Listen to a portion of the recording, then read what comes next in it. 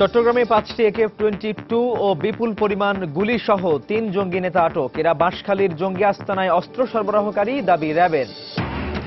মানবতাবিরোধী অপরাধ করে মানুষ পুড়িয়েছে বিএনপি জামাত জোট। জেলা কর্মকর্তাদের সঙ্গে ভিডিও কনফারেন্সে প্রধানমন্ত্রী। নাশকতাকারীদের আইনের আওতায় আনার নির্দেশ। নাশকতার 3 মামলায় মির্জা আব্বাসের আগাম জামিনের শুনানি শেষ, আদেশ বুধবার।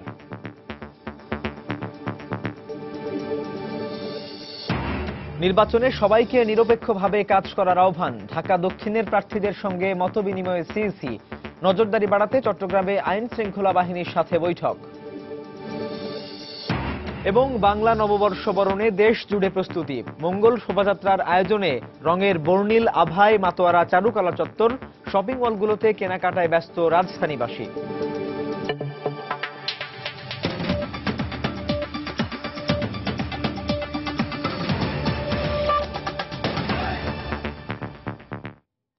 সময় সংবাদে আপনাদের সঙ্গে আছি আমি সাজিদ রাজু।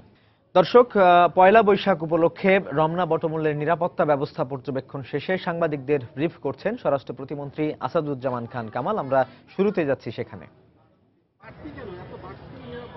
বাড়তির আমরা দেখেন পৃথিবী অ্যাডভান্স হচ্ছে, সবখানেই নিরাপত্তা ডিভাইস বাড়ছে। আমরা সেই রকমই চেষ্টা করছি, আরো ভবিষ্যতে আরো নিরাপত্তা ডিভাইস আমরা আনবো। ধন্যবাদ। না, কোনো বিশেষ চিন্তার কারণ নেই, কোনো বিশেষ চিন্তার কারণ নেই। আনন্দের কারণ আমাদের সিনিয়র সচিব সাহেব বলছেন এটা আনন্দের বিষয়, আমরা আনন্দই করব, সবাই আনন্দ করবেন, আপনারাও গান উপভোগ করবেন। আমরা যেটা বলতে চাই যে সারা বিশ্বেই উন্নতর ডিভাইস তৈরি হচ্ছে, আমরা সেই ডিভাইসগুলো আনার প্রচেষ্টা নিচ্ছি। সারা জাতি যাতে উৎসবে বেড়ে উঠতে পারে তার সকল ব্যবস্থা নেওয়া হয়েছে। Thank you. না ক্লোজ, স্বাভাবিক, তখন স্বাভাবিক। দর্শক, পয়লা বৈশাখ উপলক্ষে রমনা বটমূলের নিরাপত্তা ব্যবস্থা পর্যবেক্ষণ শেষে সাংবাদিকদের ব্রিফ করছিলেন স্বরাষ্ট্র প্রতিমন্ত্রী আসাদুজ্জামান খান কামাল। আমরা যুক্ত ছিলাম সেখানে। চট্টগ্রামের বাঁশখালীতে জঙ্গি আস্তানায় অস্ত্র সরবরাহকারী 3 জঙ্গি নেতাকে অস্ত্র ও বিপুল পরিমাণ গুলি সহ আটক করেছে র্যাব। এরা জঙ্গি সংগঠন শহীদ হামজা গ্রুপ নামে নতুন একটি জঙ্গি সংগঠনের সদস্য বলে র্যাবের পক্ষ থেকে দাবি করা হয়েছে। গতরাত থেকে আজ সকাল পর্যন্ত নগরীর বিভিন্ন এলাকায় অভিযান চালিয়ে তাদের আটক করা হয়। বিস্তারিত জানাচ্ছেন কমল দে। শহীদ হামজা ব্রিগেড নামে বাংলাদেশের নতুন এক জঙ্গি সংগঠনের আত্মপ্রকাশ ঘটল। মূলত কট্টরপন্থী ইসলামী ছাত্র শিবির এবং হেফাজতের কর্মীদের নিয়ে এই সংগঠনটির আত্মপ্রকাশ ঘটে 2013 সালে। টানা 3 মাস অভিযান চালিয়ে এই দলের 28 সদস্যকে তারা অত্যাধুনিক অস্ত্র, বিপুল পরিমাণ গোলাবারুদ এবং বোমাসহ আটক করেছে। র্যাব কর্মকর্তারা বলছেন ভারতের মিজোরামের বিদ্রোহীদের কাছ থেকে তারা অস্ত্র সংগ্রহ করছিল। চট্টগ্রাম মহানগরীর কোতোয়ালি, আকবরশা, পাঁচলাইশ, স্থানের বিভিন্ন এলাকা থেকে অভিযান পরিচালনা করে 5টি AK-22, 5টি বিদেশি পিস্তল, 15টি ম্যাগাজিন, 3680 গুলি এবং লটমনি পাহাড়ে যে জঙ্গি আস্তানা তার প্রধান অস্ত্র সরবরাহকারী মোজাহির সহ 3 জন জঙ্গিকে আমরা আটক করেছি। এটা একটা নতুন জঙ্গি গোষ্ঠী। শিবিরের যারা কিছু আছে, যারা একটু উচ্চাভিলাষী কিংবা একটু জঙ্গি, তাদেরকে একত্র করে এই জঙ্গি দলটা গঠন করে। তাদের সামরিক গ্রুপের নাম হচ্ছে SHB, শহীদ হামজা ব্রিগেড। গত 2013 সালে নগরীর ফয়জলেক এলাকায় এক হোটেলে বৈঠকের মাধ্যমে এই জঙ্গি সংগঠনের আত্মপ্রকাশ ঘটে। র্যাব কর্মকর্তারা বলছেন এই দলের আরো বেশ কিছু সদস্য এবং মূল নেতা এখনো রয়েছেন পলাতক এবং তাদেরকে ধরার জন্য র্যাব অব্যাহত অভিযান চালিয়ে যাচ্ছে। ওখানে গ্রেনেড কিভাবে ফাংশন করে তার ছবি আছে, পিস্তল ফায়ার করতে হলে কোন পদ্ধতিতে ফায়ার করতে হয় সেটা বর্ণনা দেওয়া আছে, বিভিন্ন ফায়ারিং পজিশন যেমন নিলিং পজিশন, স্ট্যান্ডিং পজিশন কিভাবে ফায়ার করে এগুলোর বর্ণনা আছে, এক্সপ্লোসিভ কিভাবে বানায় সেটা দেওয়া আছে। SHB 3টা গ্রুপ, গ্রিন, হোয়াইট এবং ব্লু। এর প্রতি গ্রুপে 7 জন করে আছে। এদের অনেককে আমরা ধরেছি যারা ট্রেনিং করেছে, বাকিদেরকেও ধরবো। এরা বেসিক্যালি যে হাটহাজে যে মাদ্রাসা ছিল সেই মাদ্রাসার ওখানে আবু বকর মাদ্রাসা এদেরকে তাত্ত্বিক প্রশিক্ষণ দিত এবং তারা ট্রেনিংও নিয়েছিল। এছাড়া চট্টগ্রামে 4টি প্রশিক্ষণ ক্যাম্প পাওয়া গেছিল। সেসব ক্যাম্পে এই হামজা ব্রিগেডের সদস্যদের তাত্ত্বিক এবং শারীরিক প্রশিক্ষণ দেওয়া হতো। পতেঙ্গা র্যাব সদর দপ্তর থেকে কমল দে, সময় সংবাদ। নাশকতার 3 মামলায় মির্জা আব্বাসের আগাম জামিনের শুনানি শেষ হয়েছে, আদেশ বুধবার। এই বিষয়ে অ্যাটর্নি জেনারেল ব্রিফ করছেন। আমরা সরাসরি চলে যাচ্ছি সেখানে। আদেশও দিয়েছেন, অর্থাৎ রাষ্ট্রপক্ষ তাকে এখন এই মামলায় কোনো গ্রেফতার করবে না এবং উনিও এই ইলেকশন ক্যাম্পেইনে কোনো রকম অংশগ্রহণ করবেন না এবং এই জনসংযোগ বা মিডিয়ার সামনে বক্তব্য দেওয়া ইত্যাদি কিছু করবেন না। এই আদালত থেকে উনি ঘরে যাবেন এবং যেদিন রায় হবে সেদিন আদালতে উপস্থিত হবেন। না, দুদকের মামলায় কোনো আদেশ ওনারা দেননি। ওনারা বলেছেন মৌখিকভাবে যে এই মামলাটি ওনারা শুনবেন না। এটা এই মুহূর্তে আমি কোনো বক্তব্য দেব না এই ব্যাপারে, তার কারণ আমি যে দুটি মামলার সম্বন্ধে শুনানি হয়েছে এই দুটি মামলার সম্বন্ধে আমার বক্তব্য আমি যা সাবমিশন করেছি এবং অপরপক্ষ যে সাবমিশন করেছে এবং আদালত কি পর্যবেক্ষণ রেখেছেন সেই ব্যাপারটি আপনাদের কাছে আমি বললাম। আইনগত অবস্থান হলো তাকে এই দুদিন পুলিশ গ্রেপ্তার করবে না, আর দুদিন উনিও কোনো রাজনৈতিক বক্তব্য বা ইলেকশন ক্যাম্পেইন বা কোনো জনসংযোগ গণযোগাযোগ এগুলো করবেন না। ওনারা বলেছেন আউট অফ লিস্ট, কিন্তু অপর পক্ষ বলেছেন না এটা এখন থাকুক, এই অবস্থাতে আছে। এখনো পর্যন্ত কোনো অর্ডারে তো ওনারা সই করেছেন বলে আমার মনে হয় না। সেভাবে আছে না, পেন্ডিং আছে বলা যাবে না। এই কোনো শুনানির জন্য পেন্ডিং আছে বলা যাবে না, তার কারণ ওনারা আদালত বলেই দিয়েছেন যে ওনারা শুনবেন না। এবং এইগুলি দর্শক এতক্ষণ ব্রিফ করছিলেন অ্যাটর্নি জেনারেল, আমরা সরাসরি যুক্ত ছিলাম তার সঙ্গে। এদিকে রাজধানীর নয়াপল্টনে বিএনপির কেন্দ্রীয় কার্যালয়ে এই মুহূর্তে ব্রিফ করছেন দলটির আন্তর্জাতিক বিষয়ক সম্পাদক আসাদুজ্জামান রিপন। আমরা সরাসরি চলে যাচ্ছি নয়াপল্টনে। সম্পন্ন করার পরিবেশ তৈরিতে সহায়তা করে বিরোধী দলের আস্থা সৃষ্টি করতে আন্তরিক হবেন, যা নিকট ভবিষ্যতে যত দ্রুত সম্ভব সমঝোতার ভিত্তিতে রাজনৈতিক সমস্যা ও বিরোধ মীমাংসার জন্য কার্যকর উদ্যোগ নেয়ার প্রেক্ষাপট তৈরি করবে। কিন্তু আমরা উদ্বেগের সঙ্গে লক্ষ্য করছি নির্বাচন কমিশন বিরোধী দলীয় সমর্থিত প্রার্থীদের জন্য এখনো সমান সুযোগ নিশ্চিত করতে পারেননি। অর্থাৎ বিরোধী সমর্থিত প্রার্থীরা রাজনৈতিক উদ্দেশ্যপ্রণীত মামলায় জর্জরিত থাকায় প্রকাশ্যে নির্বাচনী প্রচারণায় আসতে পারছেন না। তাদের সমর্থক প্রচারকারীদের প্রচারণায় বাধা প্রদান করা হচ্ছে। অনেক ক্ষেত্রে আইন প্রয়োগকারী সংস্থার সদস্যরা তাদের বাধা প্রদান করছেন, কেউ কেউ তাদের হাতে নাজেহাল হচ্ছেন, যা প্রধান নির্বাচন কমিশনার অবগত আছেন। তিনি এ ধরনের পরিস্থিতি যাতে না হয় ব্যবস্থা নেওয়ার কথাও বলেছেন, কিন্তু কার্যতে বাস্তবে তার প্রতিফলন ঘটছে না। সবচেয়ে উদ্বেগের বিষয় হচ্ছে নির্বাচন কমিশন প্রার্থী ভোটারদের আস্থা অর্জনে ব্যর্থ হয়েছেন। প্রধান নির্বাচন কমিশনার আয়োজিত মেয়র কাউন্সিলরদের নিয়ে গতকালের মত বিনিময় সভাটিও সুষ্ঠুভাবে করতে সক্ষম হননি। তার কথা না শুনে শাসক দলীয় মেয়র প্রার্থী, সরকারি জোট সমর্থিত মেয়র প্রার্থীরা সভাস্থল ত্যাগ করেছেন। এর অর্থ দ্বারা নির্বাচন কমিশনের ক্রেডিবিলিটি শূন্যের কোঠায় পৌঁছেছে। 5ই জানুয়ারির মতো নির্বাচন অনুষ্ঠান করে যে নির্বাচন কমিশন তৃপ্তির ঢেকুর তোলে এবং পরবর্তীতে উপজেলা নির্বাচনে নির্বাচন কমিশনের অসহায়ত্বের দৃশ্য জনগণের স্মৃতি থেকে এখনো মুছে যায়নি। অসহায় প্রধান নির্বাচন কমিশনের এক পর্যায়ে নির্বাচন ফেলে বিদেশে চলে যাও তার দৃঢ়তার লক্ষণ নয়। আমরা আশা করব নির্বাচন কমিশন সাংবিধানিক প্রতিষ্ঠানের মর্যাদা পুনরুদ্ধারে নিজ উদ্যোগেই সচেষ্ট হবেন। বন্ধুগণ, আজকে আমি আমার বক্তব্যটা অত্যন্ত সংক্ষেপ করেছি। আগামীকাল নববর্ষ, এই নববর্ষ উপলক্ষে আমাদের পার্টি চেয়ারপারসন বেগম খালেদা জিয়া, আমাদের পার্টির সাংস্কৃতিক সংগঠন জাসাস, তার উদ্যোগে এখানে একটি সাংস্কৃতিক অনুষ্ঠান হবে। সেই অনুষ্ঠানে তিনি যোগদান করবেন এবং আনুষ্ঠানিকভাবে সবাইকে নতুন বঙ্গাব্দের শুভেচ্ছা জানাবেন। সিটি কর্পোরেশন নির্বাচনের বিভিন্ন বিষয় নিয়ে রাজধানীর নয়াপল্টনে বিএনপির কেন্দ্রীয় কার্যালয়ে ব্রিফ করছিলেন দলটির আন্তর্জাতিক বিষয়ক সম্পাদক আসাদুজ্জামান রিপন। প্রধানমন্ত্রী শেখ হাসিনা বলেছেন, হরতাল অবরোধের নামে মানবতা বিরোধী অপরাধ করে মানুষ পুড়িয়েছে বিএনপি জামাত জোট। সচিবালয়ে মন্ত্রিসভার নিয়মিত বৈঠক শেষে ফেনী, নাটোর সহ কয়েকটি জেলার কর্মকর্তাদের সঙ্গে ভিডিও কনফারেন্সে কথা বলেন প্রধানমন্ত্রী। এ সময় তিনি নাশকতাকারীদের খুঁজে বের করে আইনের আওতায় আনার নির্দেশ দেন। ট্রাকের ড্রাইভার, হেল্পার, তাদেরকে হত্যা করা, এই ধরনের কর্মকাণ্ড, যে জঘন্য কর্মকাণ্ড করেছেন উনি, আমি জানি না তাতে খালেদা জিয়ার কি অর্জন হয়েছে সেটা আমার জানা নেই, কিন্তু দেশের মানুষকে এইভাবে প্রতিপক্ষ করে মানুষ খুন করা কোনো রাজনৈতিক নেতা করতে পারে এটা আমি ভাবতেই পারি না। কারণ আমাদের রাজনীতি যদি জনগণের স্বার্থে হয়, জনগণের কল্যাণে হয়, তো জনগণকে হত্যা করা কেন এবং তার কি অর্জন? তার যাই হোক, কোর্টেও সারেন্ডার করতে হয়েছে এবং আবার ঘরেও ফিরে যেতে হয়েছে। আশা করি ভবিষ্যতে আর কোমরে এত জোর হবে না যে এই ধরনের আবার সে সরকার নামানোর কথা চিন্তা করতে পারবে।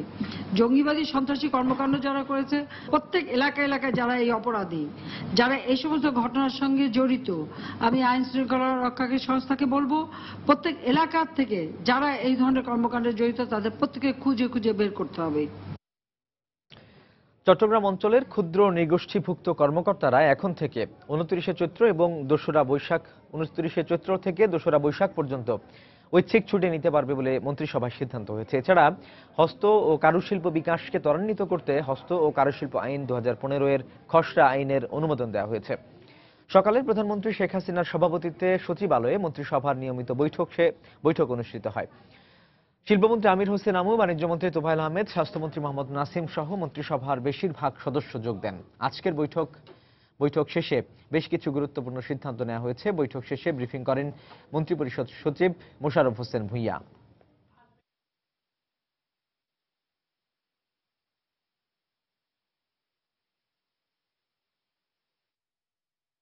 শিল্পনীতির সামঞ্জস্য রেখেই একটা আলাদা একটি নীতিমালা করা হয়েছে, হস্ত কারুশিল্প নীতিমালা 2015। কারণ সরকার এই বিষয়টিকে খুব গুরুত্বপূর্ণ বলে বিবেচনা করেন। বর্তমান সরকারের অন্যতম লক্ষ্য হচ্ছে কর্মসংস্থান সৃষ্টির মাধ্যমে দারিদ্র্য বিমোচন। সেই ক্ষেত্রে হস্ত কারুশিল্প একটা গুরুত্বপূর্ণ ভূমিকা পালন করতে পারে। হস্ত কারুশিল্পের মাধ্যমে আমরা কিন্তু আমাদের যে দেশজ সংস্কৃতি এটাকেও প্রমোট করে থাকি।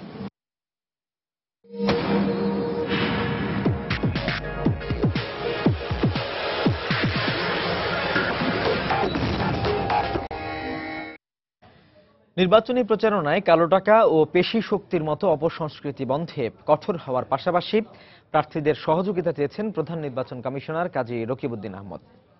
সোমবার ঢাকা দক্ষিণ সিটি কর্পোরেশনের প্রার্থীদের নিয়ে মতবিনিময় সভায় তিনি এই সহযোগিতা চান। এ সময় প্রার্থীদের মধ্য থেকে অনেকেই ডিসিসি নির্বাচনে সেনা মোতায়েনের দাবি জানান। প্রধান নির্বাচন কমিশনার জানান, আইন শৃঙ্খলা বৈঠকের পর এ ব্যাপারে সিদ্ধান্ত নেওয়া হবে। রামিম হাসানের রিপোর্ট। ডিসিসি ও সিসিসি নির্বাচনের প্রার্থীদের নিয়ে মতবিনিময় সভার আয়োজন করে নির্বাচন কমিশন। এর ধারাবাহিকতায় তৃতীয় দিনে অংশ নেন ডিসিসি দক্ষিণের প্রার্থীরা। এ সময় প্রার্থীদের মধ্য থেকে উঠে আসে নানা সমস্যার কথা। দক্ষিণের বিএনপি সমর্থিত মেয়র প্রার্থী মির্জা আব্বাসের পক্ষে তার আইনজীবী এ সময় কালো টাকা ও পেশি শক্তি ব্যবহার বন্ধে সেনা মোতায়েনের জোর দাবি জানান। তবে এ বিষয়ে যৌক্তিকতা নিয়ে প্রশ্ন তোলেন সরকার দলীয় মেয়র প্রার্থী সাইদ খোকন। আগামী নির্বাচনে সুষ্ঠুভাবে আপনারা বাংলাদেশের সেনাবাহিনী নিয়োগ করার জন্য আপনাদের প্রতি অনুরোধ রাখলো। আমাদের অনেক প্রতিদ্বন্দ্বী বলেছেন যে আপনার ঢাকা শহরে নির্বাচন হচ্ছে, সারা বাংলাদেশে সেনাবাহিনী চাওয়া হলো এই মাত্র। আমি ঠিক বিষয়টা আমার বোধগম্য নয়। নির্বাচন হচ্ছে ঢাকা শহরে, সারা বাংলাদেশে সেনাবাহিনী চাওয়ার কি কারণ থাকতে পারে আমি জানি না। আমি নির্বাচন পরিচালনা করতে গিয়ে দেখেছি অনেক জায়গায় দেওয়ালে পোস্টার লেগেছে। তা আমার অনুরোধ থাকবে, যেহেতু আমি একজন প্রার্থী, প্রত্যেক ওয়ার্ডে ওয়ার্ডে আমারও লোক আছে, আমি যখন তাদেরকে বলি যে তোমরা দড়ি দিয়ে টাকাবা, ওরা বলে শাহিদ ভাইয়ের পোস্টার লাগাইছে, আমি কেন লাগাবো না। এ ব্যাপারে প্রধান নির্বাচন কমিশনার আবারও জানান, ডিসিসি ও সিসিসি নির্বাচন নিয়ে কমিশনের সাথে আইন শৃঙ্খলা বৈঠকের পরই এ ব্যাপারে সিদ্ধান্ত হবে। তবে নির্বাচনে কালো টাকা বন্ধের ব্যাপারে নির্বাচন কমিশন কঠোর অবস্থানে রয়েছে বলে জানান তিনি। আমরাও চাই যে এই অপসংস্কৃতি বন্ধ হোক, কালো টাকা পেশি শক্তির ব্যবহার বন্ধ হোক। আমাদেরকে সহযোগিতা করুন, আমরা ব্যবস্থা নিব। এর আগে শনিবার ও রোববার একইভাবে চট্টগ্রাম সিটি ও ডিসিসি উত্তরের প্রার্থীদের সাথে মতবিনিময় করে নির্বাচন কমিশন। রামিম হাসান, সময় সংবাদ, ঢাকা। এদিকে রাজধানীর বিভিন্ন এলাকা ঘুরে ঘুরে আজও নির্বাচনী প্রচারণা চালাচ্ছেন ঢাকা সিটি কর্পোরেশন নির্বাচনের ঢাকা উত্তরের মেয়র ও কাউন্সিলর প্রার্থীরা। সকাল থেকেই ঢাকা উত্তর সিটি কর্পোরেশনের বিভিন্ন এলাকায় পোস্টার ও মাইক ব্যবহার করে কর্মী সমর্থকরা ব্যাপক উৎসাহ উদ্দীপনার মধ্য দিয়ে প্রচারণা চালাচ্ছেন। সকালে ঢাকা উত্তর সিটি কর্পোরেশনের আওয়ামী লীগ সমর্থিত মেয়র প্রার্থী আনিসুল হক রাজধানীর মোহাম্মদপুরের একটি কমিউনিটি সেন্টারে এক পথসভার মাধ্যমে গণসংযোগ শুরু করেন। পথসভার আনিসুল হক ঢাকাবাসীকে বাংলা নববর্ষের শুভেচ্ছা জানান। এছাড়াও মোহাম্মদপুর বিভিন্ন এলাকায় গণসংযোগ করেন আনিসুল হক।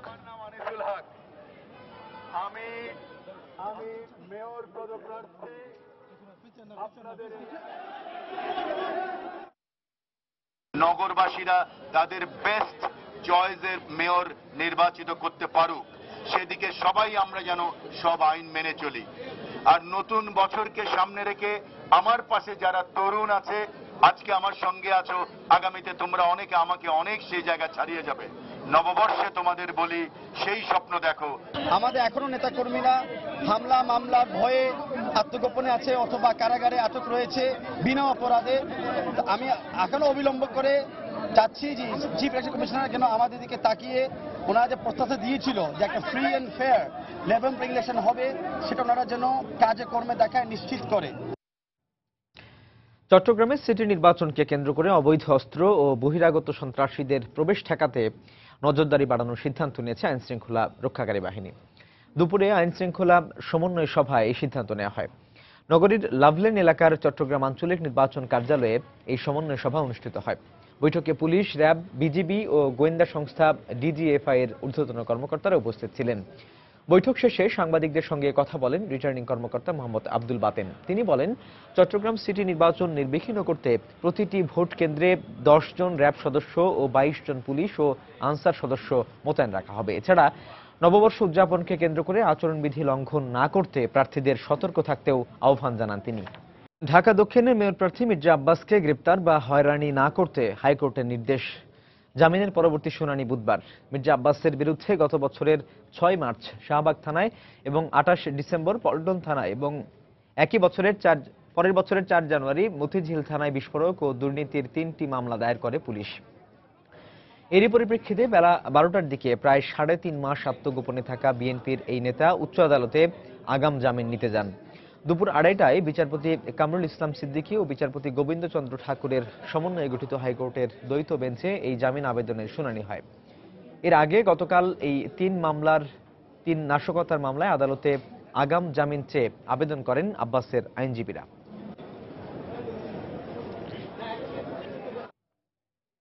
সময় সংবাদে আরো থাকছে। নানা অনিয়মে ভেঙে পড়েছে রাজধানীর ট্রাফিক ব্যবস্থা। অপরিকল্পিত নগরায়নকে দুষছেন বিশেষজ্ঞরা। ট্রাফিক ব্যবস্থা কার্যকরে নানা উদ্যোগ ডিএমপি ও ডিসিসির। এবং চলে গেলেন নোবেল বিজয়ী জার্মান সাহিত্যিক গুন্টার গ্রাস। তার বয়স হয়েছিল 87 বছর। আরও একটি বাংলা নতুন বছর বরণ করে নিতে অপেক্ষায় পুরো জাতি।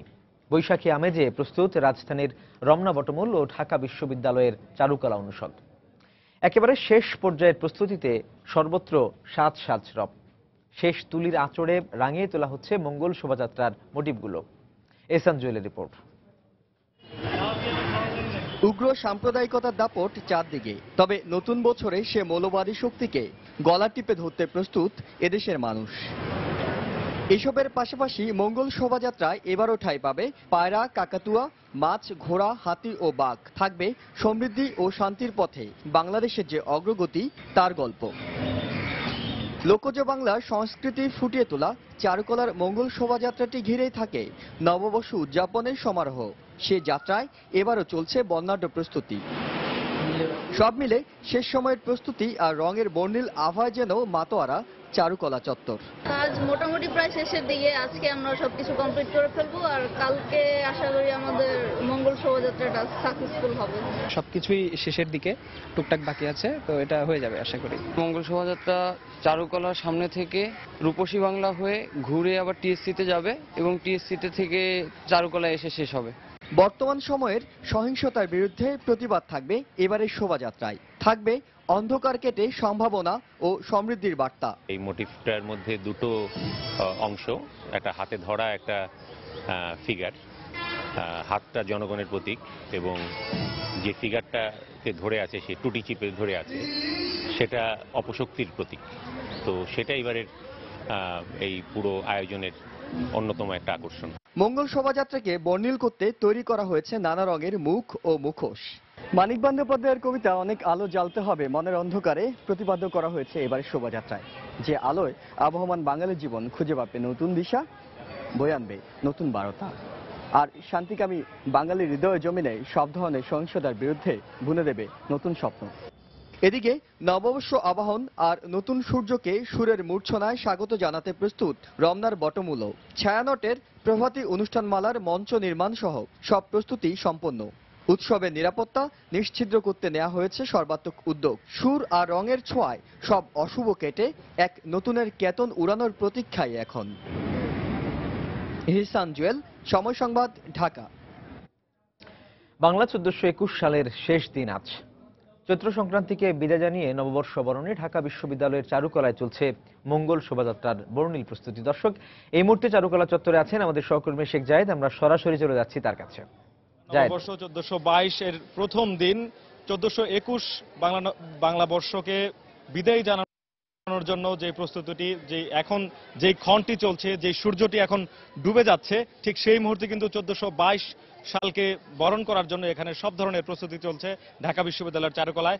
আমরা এখানে ঘুরে ঘুরে দেখেছি বিভিন্ন ধরনের ভাস্কর্য তারা তৈরি করেছেন বাঁশ এবং অন্যান্য সামগ্রী দিয়ে। তারা মুখোশ তৈরি করছেন, সেগুলোতে রং করছেন। শেষ মুহূর্তের প্রস্তুতি কিন্তু এখন চলছে এখানে।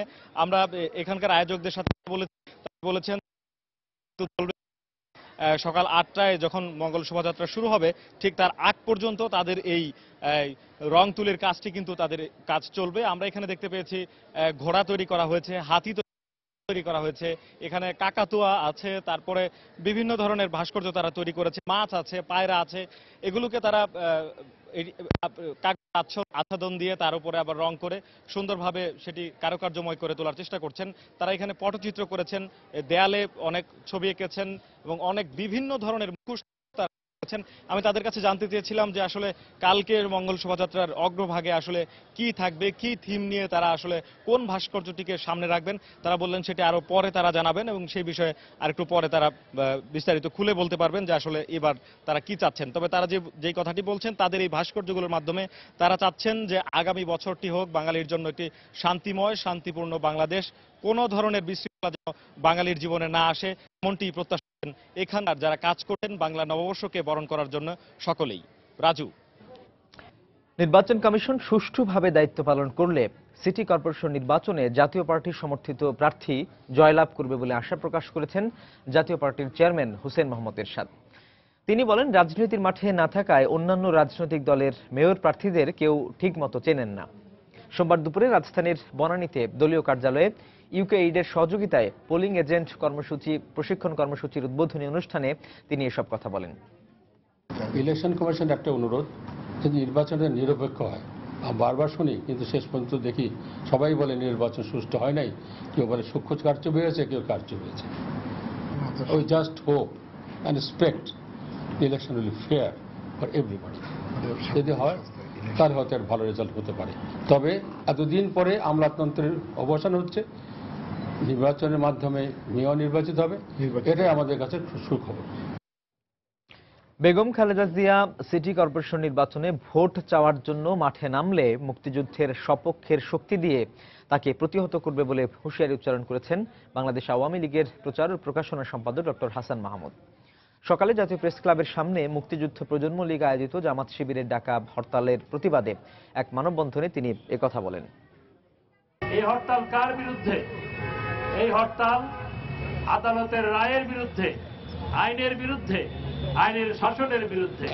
তাই এই বেগম খালেদা জিয়াকে অবরুদ্ধ করতে হবে। বেগম খালেদা জিয়া যদি এই মানুষ হত্যা করার পর, মানুষকে পুড়িয়ে মারার পর আবার তার পেট্রোল বোমা বাহিনী নিয়ে তিনি যদি আবার তার পেট্রোল বোমা বাহিনী নিয়ে ভোট চাওয়ার জন্য ঢাকায় নামেন, তাহলে তাকে মুক্তিযুদ্ধের সপক্ষের শক্তি প্রতিহত করবে।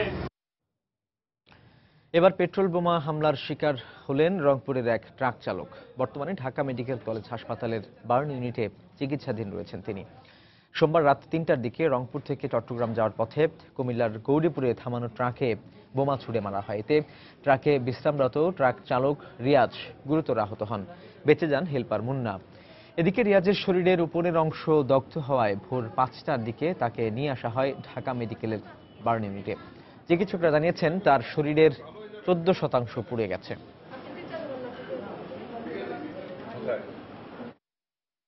দাউদকান্দি পার হয়, মনে করেন সে জায়গায় আমরা 5 মিনিট 5 মিনিট জন্য চা খেতে গেলাম, সেই জন্য ওইখানে মনে করেন 4টা ছেলে আছে মনে করেন বোমা মারি চলে গেছে মনে করেন।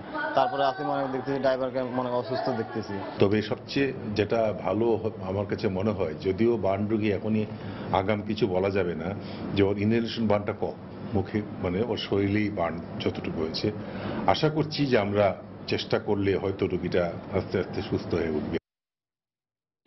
সাবেক ওরিয়েন্টাল ব্যাংক এবং বর্তমানে আইসিবি ইসলামী ব্যাংকের ঋণ কেলেঙ্কারির মামলায় ব্যাংকটির 7 কর্মকর্তাকে 10 বছরের কারাদণ্ড দিয়েছেন আদালত। আসামিরা পলাতক থাকায় তাদের বিরুদ্ধে গ্রেপ্তারি পরোয়ানা জারি করা হয়েছে। সকালে ঢাকার বিশেষ জজ আদালত 2-এর বিচারক হোসনে আরা বেগম এই রায় দেন। পাশাপাশি প্রত্যেক আসামিকে 1,90,00,000 টাকা করে জরিমানা করেন আদালত। আগামী 2 মাসের মধ্যে অর্থদণ্ডের টাকা জমা দিতে নির্দেশ দেওয়া হয়েছে। এর আগে 2006 সালের 29 ডিসেম্বর দুর্নীতি দমন কমিশন দুদক আসামিদের বিরুদ্ধে 1 কোটি টাকা ঋণ কেলেঙ্কারির অভিযোগে 8টি মামলা দায়ের করে। এর মধ্যে একটি মামলার রায়ে এই সাজা দেওয়া হয়।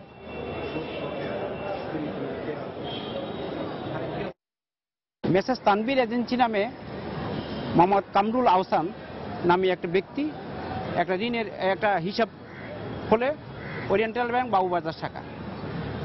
যেদিন উনি 27/7/2005 তারিখে হিসাবটা খোলেন, সেই দিনে একটা ঋণের আবেদন করেন যে আমাকে 1 কোটি টাকার ঋণ দিতে হবে।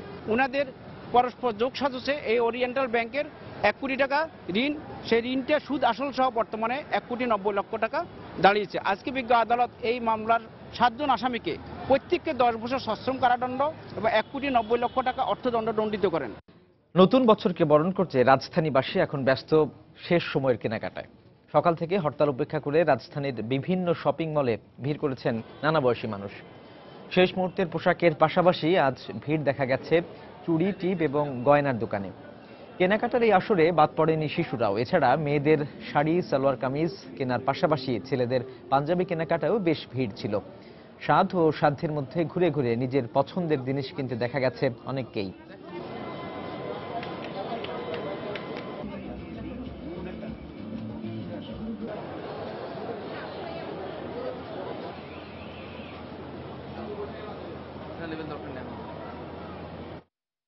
আমাদের পয়লা বৈশাখ 1422, তো এটার জন্য অনেক প্রস্তুতি নিচ্ছি আমরা। কেনাকাটা করলাম, কিছু একটা পাঞ্জাবি কিনছি, অনেক ঘোরাফেরার পরে সময় পাই না আসলে, তো কিনে ভালোই লাগছে। সবাইকে আবার নববর্ষের শুভেচ্ছা। চারুকলায় টাইম কাটাবো, ফাংশন দেখবো, ফ্রেন্ডরা মিলে আড্ডা দিব, এই আর শপিং করলাম আম্মুর জন্য। কেনাকাটা অনেক করেছি, সবাইকে নিয়ে, প্রিয়জন সবাইকে নিয়ে ঘুরবো, সবাইকে গিফট করেছি, খাওয়া দাওয়া করবো, বেড়াবো। সবাইকে শুভেচ্ছা জানাচ্ছি বৈশাখীর।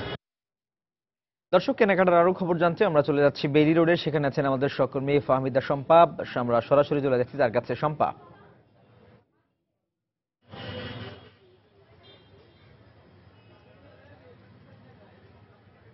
শুনতে পাচ্ছেন আমাকে?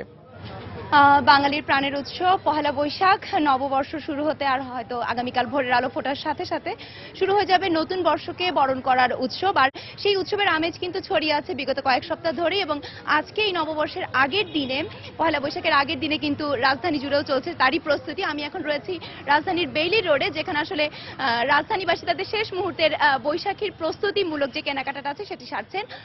বাইরে আমার পেছনে দেখতে পারবেন যে চুরির দোকানগুলোতে আসলে কিন্তু নারীদের উপচে পড়া ভিড় বলতে পারবো, কারণ আসলে বৈশাখে একটি নতুন পোশাক ঠিক যতটাই জরুরি নতুন বর্ষকে বরণ করার জন্য, যে নতুন একটি পোশাক যতটা জরুরি ঠিক ততটাই কিন্তু নারীদের কাছে জরুরি এক মুঠ রেশমি কাচের চুড়ি।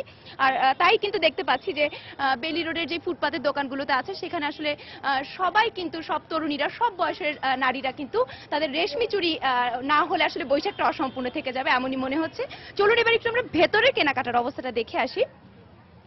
যে আমরা একটি দোকানে ঢুকছি যেখানে আসলে চারপাশে শুধু লাল আর সাদার যে আধিক্য, বৈশাখের যে ট্র্যাডিশনাল রং আছে সেই রঙের সব পোশাকগুলোই আমরা দেখতে পাচ্ছি, এবং শুধু নারীরা তাদের পছন্দের তালিকায় বরাবরের মতো এবারও শীর্ষে রেখেছে বাঙালি নারী। আসলে শাড়িকে যতটা পছন্দ করে অন্য কিছুতে ততটা আসলে এই বৈশাখ উপলক্ষে করে না, তাই শাড়ির দোকানগুলোতেই আসলে ভিড় অনেক বেশি। পাশাপাশি বাচ্চাদের উৎসাহ, আগ্রহ কিন্তু কোনো অংশেই কম নেই। তাদের পোশাকেও যেই সেকশনটি আছে সেখানেও বেশ ভিড়। শুধু শিশু এবং নারীরা নয়, পাশাপাশি পুরুষেরাও নিজের পরিবারের সাথে মিলিয়ে নিজেদের পাঞ্জাবিটি কিন্তু পছন্দ করছেন। এবং যেহেতু এই বৈশাখের সময়টিতে প্রখর রোদ থাকে, অনেক গরমের একটি ব্যাপার থাকে, সে কারণেই তাদের পছন্দের তালিকায় থাকছে যে আরামের কথাটা চিন্তা করে খাদি, সুতি, তাঁত এই কাপড়গুলোর মধ্যে কিন্তু তারা নিজেদের পোশাকগুলোকে নির্বাচন করছেন। আরেকটি বিষয় যেটা বিক্রেতাদের সাথে কথা বলে জেনেছি যে তাদের বিক্রিটা আসলে কেমন হচ্ছে। তো তারা জানিয়েছেন যে অন্যান্য বছরের বৈশাখে আসলে যতটা তাদের বিক্রি হয় এবছর কিন্তু তার কিছুটা হলেও কম হচ্ছে, হয়তো সেটি রাজনৈতিক পরিস্থিতি অনুকূলে নেই দেখেই হয়তো। এবং আরও জানেন যে আজকেও কিন্তু হরতাল চলছে, সকাল সন্ধ্যা হরতাল। তো তাই অন্যান্য বছরের তুলনায় এই বছর কিছুটা তাদের বিক্রিতে হয়তো এই হরতাল প্রভাব ফেলেছে। তবে তারা আশাবাদী যে অফিস ছুটির পরে আসলে যারা অফিস ফেরত যারা আছেন তারা হয়তো ঢু মেরে যাবেন এবং শেষ মুহূর্তের যে কেনাকাটা আছে সেটা সারবেন। এবং এই কারণেই কিন্তু আসলে দোকানিরা আশাবাদী যে শেষ মুহূর্তে তাদের প্রস্তুতি ভালোই হবে। তো এই ছিল আমার কাছে নগরের বৈশাখের প্রস্তুতির খবর। দর্শক, বেইলি রোড এলাকা থেকে নববর্ষ বরণের শেষ মুহূর্তের কেনাকাটার খবর জানছিলাম আমাদের সহকর্মী ফাহমিদা শম্পার কাছ থেকে। প্রতিবারের মতো এবারেও বাংলা নববর্ষকে ঘিরে দেনা পাওনার হিসেব সমন্বয়ে হালখাতা খুলেছেন পুরান ঢাকার ব্যবসায়ীরা। পাশাপাশি চলছে নতুন করে দোকান সাজানো আর ক্রেতাদের নিমন্ত্রণপত্র পাঠানোর কাজও। পুরনো বছরের দেনা পাওনার হিসেব হালনাগাদের এই অনুষ্ঠানকে কেন্দ্র করে ক্রেতার জন্য নানা আয়োজন রেখেছেন রাজধানীর অভিজাত শপিং মলের ব্যবসায়ীরাও। বাঙালির চিরচেনা সেই মিলন মেলার খবর জানাচ্ছেন এজি মাহমুদ। পুরনো ঢাকার ব্যবসায়ীদের কাছে নববর্ষ মানেই যেন হালখাতা উৎসব। ক্রেতা বিক্রেতাদের মধ্যে সৌহার্দ্যপূর্ণ এই আয়োজনকে ঘিরে এখন চলছে শেষ মুহূর্তের প্রস্তুতি। ধুয়ে মুছে পরিপাটি করা হচ্ছে বেশিরভাগ দোকান, আবার কেউ পরিষ্কার পরিচ্ছন্নতার বিষয়টি সেরে ফেলেছেন আগেভাগেই। এখন কেবল পহেলা বৈশাখে নতুন হিসেবের পাতা খোলার অপেক্ষা। হালখাতা উৎসবকে ঘিরে তারা জানালেন নানা আয়োজনের কথা। আমাদের অনুষ্ঠান শুরু হবে সকাল 9টা থেকে।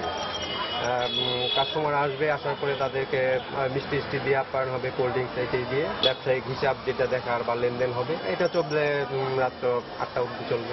ধর্ম বর্ণ নির্বিশেষে সবার মঙ্গল কামনায় আমরা গণেশের কাছে আমরা প্রার্থনা করি সবার ব্যবসা বাণিজ্য যাতে ভালো হয়, কাস্টমারদের আপ্যায়নের একটা ব্যবস্থা হয় মিষ্টি দিয়ে।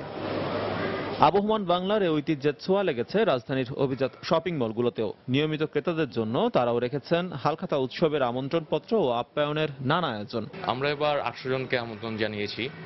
তো সকাল 9টা থেকে রাত 8টা পর্যন্ত আমাদের প্রোগ্রাম চলবে। এবার আমরা আয়োজন করছি হিঙের কচুরি, সাথে 5 তরকারি, আর সাথে চিংড়ি মাছ ভাজাও থাকবে। এদিকে যে খাতাকে ঘিরে এই জাঁকজমকপূর্ণ উৎসব, তার বিক্রিও কিন্তু কম নয়। গেলবার এই উৎসবকে কেন্দ্র করে গড়ে 30,000 টাকার খাতা বিক্রি হলেও এবারে আরো বেশি বিক্রির প্রত্যাশা খাতা বিক্রেতাদের। গত 30,000 টাকা বিক্রি করছিলাম, এবার আরো 10-15,000 টাকা বেশি বিক্রি করার আশা আছে। ক্রেতা বিক্রেতাদের পারস্পরিক ব্যবসায়িক সম্পর্কের উন্নয়নে এই উৎসব প্রতি বছরই নতুন মাত্রা যোগ করে বলেও জানালেন ব্যবসায়ীরা। এজি মাহমুদ, সময় সংবাদ, ঢাকা। চৈত্র সংক্রান্তির নানা আয়োজন চলছে খুলনা বিশ্ববিদ্যালয়ে। চারুকলা ইনস্টিটিউটের উদ্যোগে সেখানে সবাই এখন মেতে উঠেছে ঘুড়ি উৎসবে। দর্শক, সেখানে আছেন আমাদের সহকর্মী তরিকুল ইসলাম। আমরা সরাসরি চলে যাচ্ছি খুলনা বিশ্ববিদ্যালয় এলাকায়। তরিকুল, এই ঘুড়ি উৎসব নতুন একটি আয়োজন, তো এই উৎসবের কি কি খবর আছে আপনার কাছে? আজকে বাংলা বছরের বর্তমান বছরের শেষ দিন। এই দিনকে বিদায় জানাতে এবং এই দিনকে স্মরণীয় করতে যে আয়োজন, সেটি হচ্ছে খুলনা বিশ্ববিদ্যালয়ের চারুকলা ইনস্টিটিউট যেটি আয়োজন করেছে, সেটি হচ্ছে ঘুড়ি উৎসব। এখানে আমার পিছনে আপনারা দেখতে পাচ্ছেন যে অসংখ্য ঘুড়ি এখানে উড়াচ্ছে এই বিশ্ববিদ্যালয়ের শিক্ষার্থীরা। পাশাপাশি বাইরে থেকেও অনেকে এসছেন, এখানে সপরিবারে এসছেন, তারা এসে ঘুড়ি উড়াচ্ছেন। এবং বিশ্ববিদ্যালয়ের আকাশ এখন কিন্তু রঙিন ঘুড়িতে ছেয়ে গেছে এবং যারা এখানে একটি আনন্দঘন পরিবেশও সৃষ্টি হয়েছে, যে বিশ্ববিদ্যালয়ের শিক্ষার্থীরা কিন্তু এখানে নেচে গেয়ে আনন্দ করছেন এবং পুরনো বছরকে বিদায় জানাচ্ছেন এবং যেটি চৈত্র সংক্রান্তি বলে সেই উৎসবকে তারা এখানে উদযাপন করছে। এবং পাশাপাশি এখানে আমরা যেটি দেখতে পাচ্ছি যে এখানে ছোট বাচ্চারাও এসেছে, যারা কিনা এখানে যারা ঘুড়ি উড়াচ্ছে তাদের সাথে এখানে তারা একসঙ্গে মিলে এখানে তারা ঘুড়ি কিনছে এবং ঘুড়ি উড়াচ্ছে। এবং অসংখ্য দর্শক আমরা দেখতে পাচ্ছি যে বিশ্ববিদ্যালয় ক্যাম্পাসে তারা এখানে এই ঘুড়ির আনন্দ উড়ানো যে উৎসব, বাঙালির যে উৎসব, এই উৎসবকে তারা উপভোগ করছেন এবং উৎসবের সাথী থাকার জন্য তারা কিন্তু এখানে এসে তারাও আনন্দ করছেন। তো আমরা যে এটি একটি ব্যতিক্রমী উৎসব, বিশ্ববিদ্যালয় যে মাঠে যে আয়োজনটি, এটা তারা যে বার্তাটি পৌঁছে দিতে চায় এখানকার মানুষদের কাছে যে এই ঘুড়ি উৎসব বাঙালির একটি উৎসবের একটি অংশ, সেই হিসেবে তারা এই আয়োজনটি এখানে করেছে। তো রাজু, খুলনা বিশ্ববিদ্যালয় ক্যাম্পাস থেকে এই ছিল আমার কাছে সর্বশেষ খবর। দর্শক, চৈত্র সংক্রান্তি উদযাপন উপলক্ষে ঘুড়ি উৎসবের আয়োজন করেছে খুলনা বিশ্ববিদ্যালয়ের চারুকলা ইনস্টিটিউট। সেখানকার সেই ঘুড়ি উৎসবের খবর জানছিলেন আমাদের সহকর্মী তরিকুল ইসলামের কাছ থেকে। চিকিৎসা বিজ্ঞানের মতে সকল রোগ প্রতিরোধে কাগজি লেবু অতুলনীয়। সকালে গরম পানির সঙ্গে লেবু মিশিয়ে পান করার অভ্যাস তাই বাড়ছে পশ্চিমাদের মধ্যে। তবে নিউ ইয়র্কের কাঁচা বাজারে লেবুর চাহিদা বাড়লেও বাড়েনি লেবুর দাম। অন্যদিকে প্রবাসী বাঙালিদের ক্ষেত্রে বিষয়টি একেবারে আলাদা, কারণ প্রবাস থেকেও প্রায় সারা বছরই মনে প্রাণে বাঙালি তারা। মাছে ভাতে বাঙালি, প্রবাসেও ধরে রেখেছে সে ধারা। দেশ ছেড়ে গিয়ে সেই বাঙালিত্ব যেন আরো বেশি করে পেয়ে বসে মাতৃভূমির জন্য। তাই চাই বাঙালি মুখরোচক খাবার। আর এ কারণে ধীরে ধীরে প্রসার ঘটছে বাংলাদেশি মুদি ব্যবসারও। বাংলাদেশি প্রায় সব ধরনের খাবারই মিলছে প্রবাসের এসব দোকানে। বাঙালি রসনা তৃপ্তিতেও তাই কমতি নেই কারো। ঘরে দেশি রান্নার স্বাদ পেতে মিলছে খাঁটি দেশি উপকরণ। সেই সঙ্গে আছে সব ধরনের শাকসবজি, শুটকি থেকে শুরু করে কাঁঠালের বিচি পর্যন্ত প্রায় সবকিছুই। তবে এত কিছুর পরও বাজারে কাগজি লেবুর কদর অন্য সবকিছুর চেয়ে একটু বেশি। এই লেবুটার দাম যদি বেশি হয় আমরা কিছু মনে করি না, বাট এটার মধ্যে একটা লাগে যেমন একটা দেশের ফ্লেভার আছে, খুবই টেস্টি। নিউ ইয়র্কের বাংলাদেশি গ্রোসারিগুলোতে বড় আকারের একটি ইলিশের দাম পাউন্ড প্রতি $14 থেকে $16, কিন্তু সেই ইলিশকেও ছাড়িয়ে গেছে দেশি জাতের লেবুর দাম। এগুলি বাংলাদেশি লেবু, তাই সবাই এটার চাহিদা চেয়ে থাকে আর কি, যার জন্য এটা ডিমান্ড বেশি খুব। বাংলাদেশ থেকে অনেক আমরা বাঙালি যারা ভাই আছে ওরা বাংলাদেশ থেকে এটা আনছে, আনার পরে এখানে রোপণ করছে। সো এখন আমেরিকা অন্যান্য স্টেটে এটা পাওয়া যায়। পাউন্ড $20 থেকে $25 পর্যন্ত হয়। এসব লেবু যে সবসময় দেশ থেকে আসে তা নয়। বাজারে স্থানীয় লেবু পাওয়া গেলেও দেশি লেবুর চাহিদা সবসময় বেশি। এটা যখন খাবেন, আমেরিকাতে বসে খাবেন, তখন মনে হবে যে আপনি বাংলাদেশি আছে। বাংলাদেশি লেবু এটা, বাংলাদেশি লেবু তো পাওয়ানি যায় না এখানে। কেবল ফেব্রুয়ারি মাস নয়, প্রবাসী বাংলাদেশিরা মনে প্রাণে বাঙালি সারা বছরই। আর বাঙালিত্বকে খুঁজে পেতেই যেন লেবুর এই কদর। সময় সংবাদ, নিউ ইয়র্ক, যুক্তরাষ্ট্র। রাজবাড়ীতে চালক ও গার্ড ছাড়াই যাত্রীবাহী ট্রেন চলার ঘটনা তদন্তে আলাদা 3টি কমিটি গঠন করা হয়েছে। এছাড়া দায়িত্ব অবহেলার কারণে চালক সহ 3 জনকে সাময়িক বরখাস্ত করা হয়েছে। গতকাল সকালে ফরিদপুর এক্সপ্রেস ট্রেনটি শতাধিক যাত্রী নিয়ে রাজবাড়ী থেকে চালক ও গার্ড ছাড়াই পাংশা স্টেশন অতিক্রম করে। এই ঘটনার পর অতিরিক্ত জেলা প্রশাসককে প্রধান করে একটি, বিভাগীয় পরিবহন কর্মকর্তাকে প্রধান করে একটি এবং রেলের নিরাপত্তা বিভাগের সমন্বয়ে আরেকটি তদন্ত কমিটি গঠন করা হয়। এদিকে দায়িত্বে গাফিলতির কারণে চালক মোহাম্মদ আলী, সহকারী চালক ফয়সাল এবং গার্ড পরিচালক সুভাষ চন্দ্রকে সাময়িকভাবে বরখাস্ত করা হয়েছে।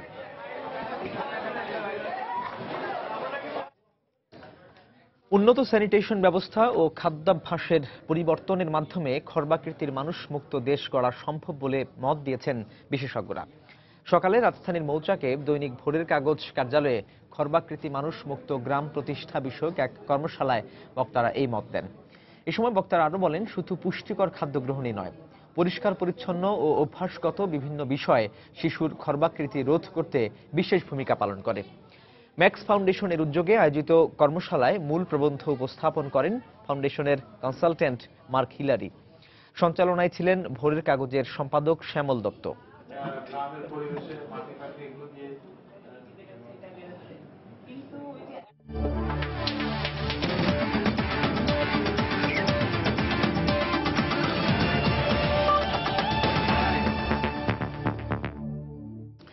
টাইগারদের বিপক্ষে পূর্ণাঙ্গ সিরিজ খেলতে পাকিস্তান জাতীয় ক্রিকেট দল এখন ঢাকায়।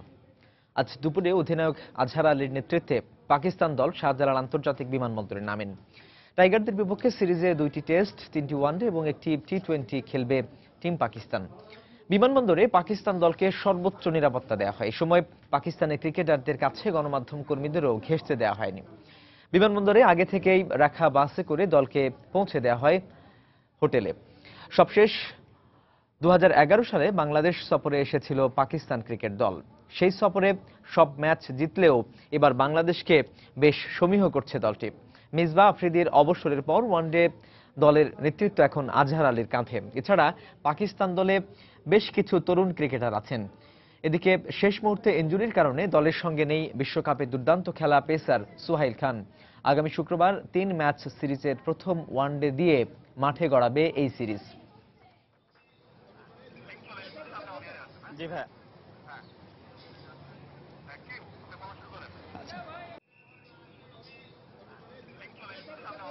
জি ভাই।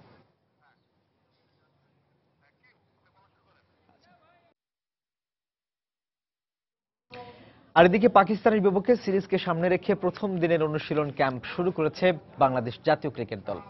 সকালে মিরপুরে টিম মিটিং এর পরপরই ক্রিকেটাররা জিমে সময় কাটান। বিকেলে ফ্লাড লাইটের আলোয় মাঠের অনুশীলন করার কথা রয়েছে মুশফিক এবং রিয়াদদের। এদিকে সাকিব ছাড়া দলে ডাক পাওয়া সব ক্রিকেটার উপস্থিত ছিলেন।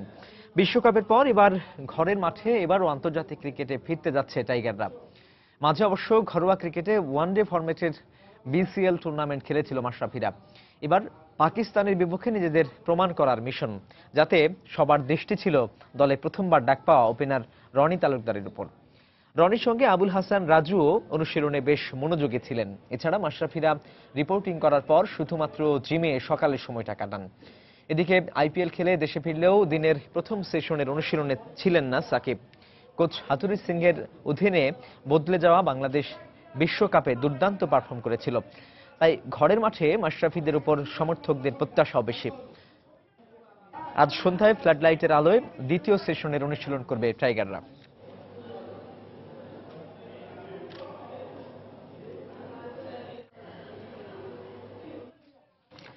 দর্শক, এ পর্যায়ে শীর্ষ সংবাদ জানিয়ে দিচ্ছি আরো একবার।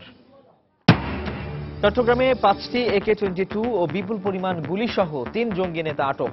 এরা বাঁশখালীর জঙ্গি আস্তানায় অস্ত্র সরবরাহকারী, দাবি র্যাবের। মানবতা বিরোধী অপরাধ করে মানুষ পুড়িয়েছে বিএনপি জামাত জোট। জেলা কর্মকর্তাদের সঙ্গে ভিডিও কনফারেন্সে প্রধানমন্ত্রী। নাশকতাকারীদের আইনের আওতায় আনার নির্দেশ।